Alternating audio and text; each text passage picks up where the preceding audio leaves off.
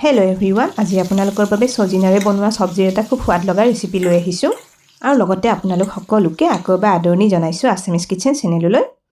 আজিৰ সজিনাৰ চব্জিখন মই অলপ বেলেগ ধৰণেৰে বনাই দেখুৱাইছোঁ।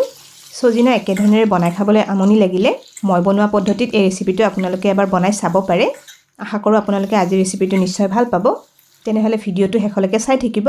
সজিনাৰ চব্জি বনাবলৈ মই ব্যৱহাৰ কৰা ইনগ্ৰিডিয়েণ্টছখিনি আপোনালোকে স্ক্ৰীনত দেখিবলৈ পাইছে।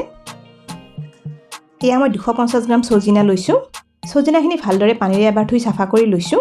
আপোনালোকে ইয়াতে পুৰত সজিনাটো ব্যৱহাৰ কৰিও ৰেচিপিটো বনাব পাৰিব। এতিয়া সজিনাখিনি মই কাটি ল'ম। এয়া মই সজিনাখিনি এনেকৈ অলপ দীঘলীয়াকৈ কাটি ল'লোঁ আৰু লগতে লৈছোঁ এয়া অলপ টুকুৰা কৰি কাটি লোৱা বেঙেনা। এয়া কেইটুকুৰামান ৰঙালাও লৈছোঁ।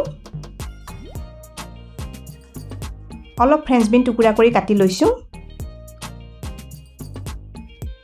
আৰু এয়া এটা আলু মিডিয়াম সাইজত কাটি লৈছোঁ। ইয়াতে আপোনালোকে বেলেগ চব্জি যেনে অমিতা, কাচকল, উৰহি আদিও ব্যৱহাৰ কৰিব পাৰে।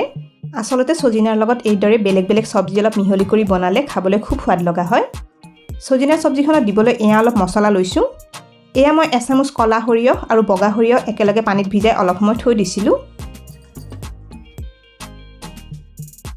আৰু এইটো বাতিত এয়া 3 চামুচ ৰুকি লোৱা নাৰিকল লৈছোঁ। আপোনালোকে ইয়াতে নাৰিকল দিব নিবিচাৰিলে কেৱল সৰিয়হ ব্যৱহাৰ কৰিও বনাব পাৰিব। আৰু এয়া এডোখৰ আদা টুকুৰা কৰি কাটি লৈছোঁ। এতিয়া গোটেইখিনি ভালদৰে পিচি এটা পেষ্ট বনাই ল'ম। এয়া মই সৰিয়হ, নাৰিকল আৰু আদাখিনি ভালদৰে মিহিকৈ পেষ্ট এটা বনাই ল'লোঁ। এইখিনি মই মিক্সাৰ গ্ৰাইণ্ডাৰতে গুড়ি কৰি লৈছোঁ। এই মছলাখিনি মই চব্জিখনত পিছত ব্যৱহাৰ কৰিম। এইফালে কেৰাহী এটা গেছত বহুৱাই দিছোঁ। ইয়াতে এচামুচ পাঁচফোৰণ দি ল'লোঁ। লগতে আধা চামুচ জিৰা গুটি দি দিছোঁ। এতিয়া মছলাখিনি শুকানে এবাৰ ভাজি ল'ম। পাঁচফোৰণত জিৰা থাকেই, কিন্তু মই জিৰাৰ টেষ্টটো অলপ বেছিকৈ আনিবলৈ জিৰা অলপ বেলেগকৈ দি লৈছোঁ। এয়া মছলাখিনি ভজা হৈ গৈছে।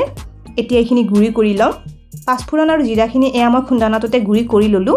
এই মছলাখিনিও পিছত চব্জিখনত ব্যৱহাৰ কৰিবলৈ ৰাখি দিম। এতিয়া কেৰাহীটোত মিঠাতেল অলপ গৰম কৰি লৈছোঁ।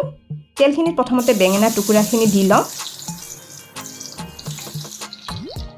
বেঙেনাখিনি আগতে এবাৰ বেলেগকৈ ভাজি ল'ম। এই বেঙেনাখিনিত মই অলপ নিমখ আৰু হালধি সানি লৈছিলোঁ। এয়া বেঙেনাখিনি অলপ ৰঙচুৱাকৈ ভাজি ল'লোঁ। এইখিনি ভালদৰে সিজি গৈছে। এতিয়া বেঙেনাখিনি তেলৰ পৰা উঠাই ল'ম। এইখিনিতে এটা ৰিকুৱেষ্ট কৰিলোঁ, ভিডিঅ'টো চাই ভাল পালে লাইক আৰু শ্বেয়াৰ কৰি দিব। বেঙেনা ভাজি ৰৈ যোৱা তেলখিনিতে এয়া আধা চামুচ কালজিৰা দি ল'লোঁ। 2টা শুকান জলকীয়া লগতে দি দিছোঁ। এইখিনি অকণমান ভাজি লৈছোঁ। এতিয়া ইয়াতে কাটি থোৱা সজিনাখিনি দি ল'লোঁ। লগতে এয়া বাকী চব্জিখিনিও দি ল'ম। আপোনালোকৰ যিসকলে আমাৰ চেনেলটো এতিয়ালৈকে ছাবস্ক্ৰাইব কৰা নাই তেওঁলোকক আমাৰ চেনেলটো ছাবস্ক্ৰাইব কৰিবলৈ ৰিকুৱেষ্ট কৰিলোঁ আৰু কাষতে থকা বেল আইকনটো টিপি নটিফিকেশ্যন অল কৰি দিব। এতিয়া সজিনাৰ লগত চব্জিখিনি মিলাই এইখিনি 2-3 মিনিটমান ভাজি ল'ম।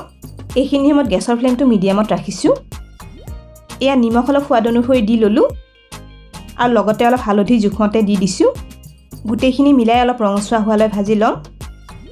এয়া সজিনা আৰু চব্জিখিনি ভালদৰে ৰঙচুৱাকৈ ভাজি ল'লোঁ। এতিয়া ইয়াতে আগতে বনাই থোৱা সৰিয়হ, নাৰিকল আৰু আদাৰ পেষ্টখিনি দি ল'ম। গোটেইখিনি ভালদৰে মিলাই আৰু 1 মিনিটমান সময় ভাজি ল'ম। সৰিয়হ কিন্তু বেছি সময় ভাজি থাকিব নালাগে। সৰিয়হ বেছিকৈ ভাজি থাকিলে টেষ্টটো অলপ তিতা তিতা লাগে। এইখিনি ভজা হৈ গৈছে। এতিয়া সজিনাখিনিত এয়া এবাটিমান পানী দি ল'লোঁ। পানীখিনি আপোনালোকে জোখমতে দি ল'ব পাৰিব। এয়া অকণমান চেনি জোখমতে দি দিছোঁ। আকৌ এবাৰ এইখিনি মিলাই লৈছোঁ। এতিয়া কেৰাহী ঢাকনিখন লগাই এইখিনি 6-7 মিনিটমান গেছৰ কম জুইত সিজিব দিম। 7 মিনিটমান হৈ গৈছে, ঢাকনিখন আঁতৰাই ল'লোঁ। এয়া আমাৰ সজিনাখিনি ভালদৰে সিজি গৈছে। আলু আৰু বাকী চব্জিখিনিও ধুনীয়াকৈ সিজি গৈছে। এতিয়া ইয়াতে ভাজি থোৱা বেঙেনাখিনি দি ল'লোঁ। গোটেইখিনি এবাৰ মিলাই ল'ম। বেঙেনাখিনি আগতে ভাজি লৈছিলোঁ বাবে ধুনীয়াকৈ সিজি গৈছিলে। এতিয়া সেইবাবে এইখিনি আৰু বেছিকৈ উতলাই নাথাকোঁ। এতিয়া ইয়াতে আগতে ভাজি গুড়ি কৰি থোৱা পাঁচফোৰণৰ মছলাখিনি দি ল'লোঁ। গোটেইখিনি আকৌ এবাৰ ভালদৰে মিলাই ল'ম। এইদৰে সজিনাৰ চব্জিখনত পাঁচফোৰণৰ গুড়ি অলপ মিলাই দিলে খুব সোৱাদ লগা হয় খাবলৈ। সজিনাৰ চব্জিখন মই এইদৰে অলপ থুপথুপীয়াকৈ ৰাখি দিম। এই আমাৰ চব্জিখন বনোৱা হৈ গৈছে। গেছটো অফ কৰি দিছোঁ। গৰমে গৰমে সজিনাৰ এইদৰে বনোৱা চব্জিখন ভাতৰ লগত খাবলৈ খুবেই সোৱাদ লাগে। তেনেহ'লে সজিনাৰ চব্জিখন এইদৰে যদি আপোনালোকে বনোৱা নাই, কেতিয়াবা মিহলি চব্জিৰ লগত এইদৰে বনাই খাই চাবচোন। মই ভাবোঁ আপোনালোকে নিশ্চয় ভাল পাব আৰু আজিৰ ৰেচিপিটো কেনে পালে কমেণ্ট কৰি নিশ্চয় জনাব। ভিডিঅ'টো শেষলৈকে চোৱাৰ বাবে অশেষ ধন্যবাদ জনালোঁ আৰু ভিডিঅ'টো ভাল পালে লাইক আৰু শ্বেয়াৰ কৰি দিব। স্ক্ৰীনত দেখা পোৱা ৰেচিপিকেইটা চাবলৈ মই ৰিকমেণ্ড কৰিলোঁ। ভিডিঅ'কেইটা চাবলৈ ৰেচিপিটোৰ ফটোখনৰ ওপৰত ক্লিক কৰিলেই হ'ল। তেনেহ'লে আজিলৈ আহিছোঁ, আকৌ লগ পাম আৰু এটা নতুন ৰেচিপি ভিডিঅ'ৰ সৈতে।